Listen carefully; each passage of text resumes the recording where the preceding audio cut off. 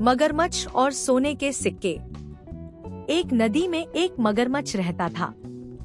वह बहुत चालाक था। बहुत सारी मछलियों को खाने के बाद उसने सोचा क्यों न इंसानों को खाया जाए। एक दिन एक आदमी नदी में नहा रहा था। मगरमच्छ ने उसे पकड़ लिया और खींचकर नदी के अंदर ले गया। मगरमच्छ को कई दिनों का भोजन मिल चुका था, लेकिन उस आदमी को मगर ने खा लिया। यह बात आसपास के कई गांवों में फैल गई। अब कोई भी नदी के पास नहीं जाता था। मगरमच्छ का मन बहुत परेशान रहने लगा। उसे शिकार करने का मौका नहीं मिल रहा था। एक दिन वह पानी के अंदर तैरकर मछलियों को खाने की कोशिश कर रहा था। तभी उसे पानी में एक पोटली नजर आई। मगर ने देखा उसमें सोने के सिक्के भरे हुए थे। अब मगर को एक उपाय सूझा। उसने उस पोटली को अपनी पीठ के ऊपर रख लिया और पानी की सतह पर घूमने लगा। दोपहर के समय गांव के कुछ किसान अपने खेत में काम कर रहे थे। सूरज की किरणें सोने के सिक्कों पर पड़ी तो वो चमकने लगे। उसकी चमक देखकर एक किसान नदी के पास आया तो उसे सोने के सिक्कों से भरी पोटली नजर आई। दूर से उसे पोटली के नीचे मगर जो कि पानी के अंदर था वह नहीं दिखा। वह किसान सोने के लालच में जैसे ही पानी में गया, मगर ने उसका पैर पकड़कर खींच लिया। अब मगर का यह हर दिन का काम हो गया।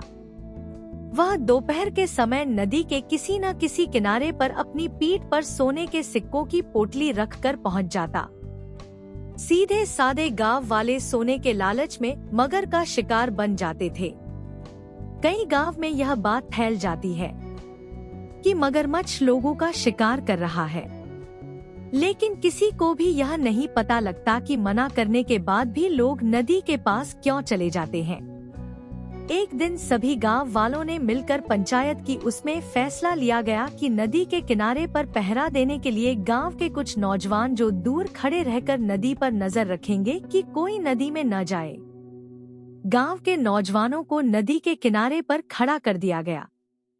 मगरमच्छ ने जब यह सब देखा तो वह कुछ दिन के लिए वहां से दूर चला गया। पोटली को उसने एक पत्थर के नीचे छुपा दिया।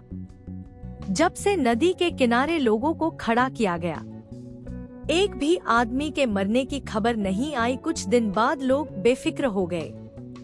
उन्हें लगा कि मगरमच्छ नदी के साथ कहीं और चला गया। धीरे धीरे नदी के आसपास से लोग हट गए और अपने अपने काम में लग गए। कुछ दिन सब ठीक चलता रहा, लेकिन 2 महीने बाद ही फिर से गांव के लोग गायब होने लगे। इससे सब बहुत परेशान हो जाते हैं। गांव वाले इकट्ठे होकर कलेक्टर साहब के पास जाकर फरियाद करते हैं। कलेक्टर साहब शहर से 2 शिकारियों को बुलाकर नदी किनारे छिपा देते हैं। दोनों शिकारी छिपकर देखने लगते हैं कि मगर कब आता है, लेकिन कुछ दिन मगर नहीं आता। फिर वे 1-2 किसानों से बात करके उन्हें नदी किनारे घूमने के लिए कहते हैं और शिकारी छिपकर उन पर नजर रखते हैं।